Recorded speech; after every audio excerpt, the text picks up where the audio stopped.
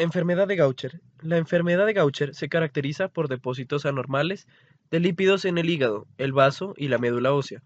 Está calificada como una enfermedad muy rara por su baja incidencia. Este trastorno metabólico, ocasionado por un déficit de una enzima glucocerebrosidasa, que posteriormente explicaré, afecta a diferentes partes del cuerpo.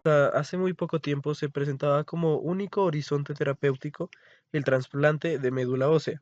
Ensayos de terapia génica en Estados Unidos podrán abrir ahora nuevas vías.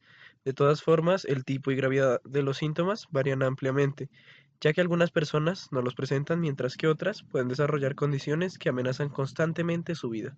Las enzimas son sustancias proteicas, las cuales son responsables de la activación de una determinada reacción química en el organismo. Por ejemplo, la beta-glucosidasa ácida tiene por misión catabolizar una toxina metabólica, el glucocerebrósido, el cual es un glucoesfingolípido que es la unión de varias ceramidas, es decir, es la unión de una esfingosina, es la unión de varias esfingosinas junto a ácidos grasos que se van a unir a azúcares. Por ende, el glucocerebrósido va a estar constituido por estas unidades. Am, en ausencia, por ejemplo, en ausencia de beta-glucosidasa, se forman depósitos en las células.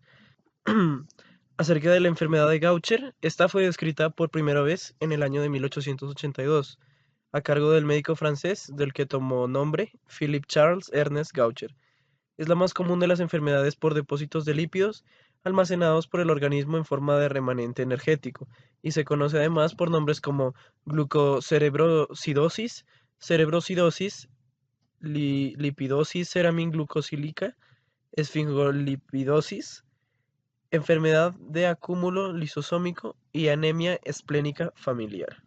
Un déficit de glucocerebrosidasa, desde el punto de vista funcional, ocasionará que los lisosomas se congestionen y se acumulen en el hígado, el vaso, los huesos y la médula ósea. Esta circunstancia, a su vez, disminuye la producción de glóbulos rojos, lo que causará una anemia y adelgazamiento de los huesos, también conocidos como osteopenia. La enfermedad de Gaucher, en lo que a genética respecta, es una entidad autonómica recesiva, lo que significa que un niño afectado heredaría dos copias anormales de la enzima deficitaria, una del padre y otra de la madre. Los padres serán, en este caso, los portadores, ya que ellos no van a desarrollar la enfermedad, pese a presentar la copia normal del gen que jamás se manifiesta. Epidemiológicamente hablando, se calcula más o menos que se da un caso por cada 50.000 a 100.000 personas en la población general. Tiene una peculiaridad étnica y es que el grupo de mayor riesgo para contraer la enfermedad de Gaucher son los judíos oriundos de Europa central y oriental. Se le da como un rasgo genético y el gen responsable ha sido identificado en el brazo largo del cromosoma 1, es decir, 1q21.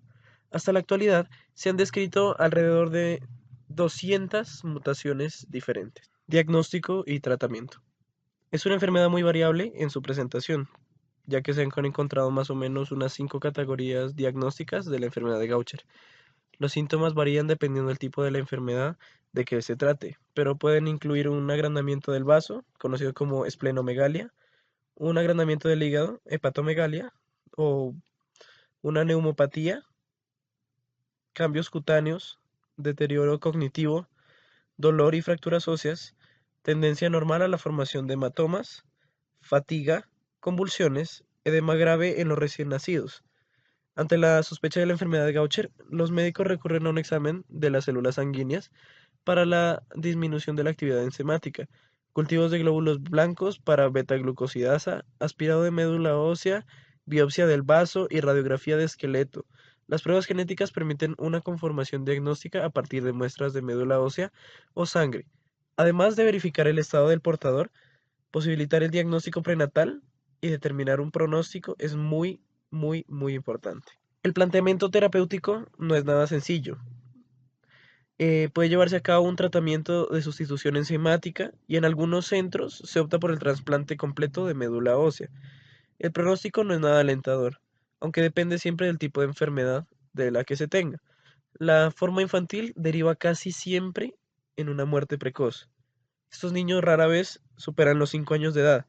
En cambio, con la disponibilidad de enzimas sintéticas, la mayoría de los pacientes con la forma crónica adulta pueden esperar una expectativa de vida normal, o bueno, casi normal. Complicaciones frecuentes de esta enfermedad son la aparición de convulsiones espontáneas, anemia, trombocitopenia o los llamados infartos óseos. Todas estas situaciones requieren asistencia médica.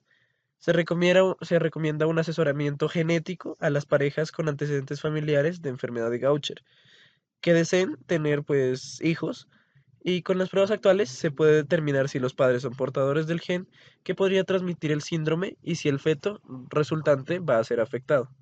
Cuando existen varios casos de esta enfermedad de Gaucher en una misma familia, es decir, existen antecedentes, todos suelen presentar la misma variante clínica, aunque se ha descrito que el grado de afección varía ampliamente entre los hermanos. En la actualidad, los científicos estadounidenses han puesto en marcha al mismo tiempo tres ensayos distintos de terapia génica, basados en el empleo de vectores retrovirales para movilizar genes de la glucocerebrosidasa. Los resultados saldrán en algunos años y veremos si la enfermedad de Gaucher va a poder ser tratada de la mejor manera.